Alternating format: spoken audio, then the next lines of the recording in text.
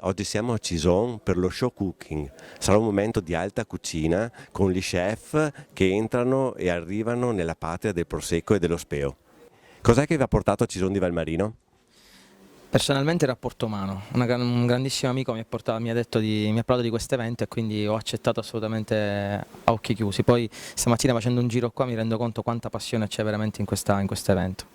Sì, effettivamente grazie a dei personaggi illustri come Beppo Tonon che segue questi eventi e lui tiene davvero a questi eventi così particolari, ovviamente tenendo il tema del cibo, quindi in questo caso noi abbiamo accettato volentieri perché effettivamente realizzare uno show cooking tenendo il tema della cucina, in questo caso il mio tema sarà la pasticceria essendo pasticcere, è un buon modo per trasmettere questa volontà e passione per questo lavoro.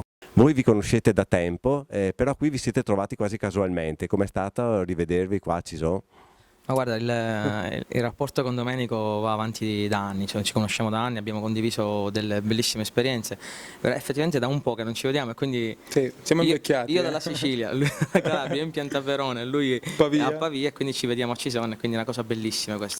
Grazie a te oggi c'è stato un cooking show di livello incredibile, gli amici di Detto Fatto, due chef d'eccezione sono venuti qui a Cison, è stata una giornata veramente indimenticabile.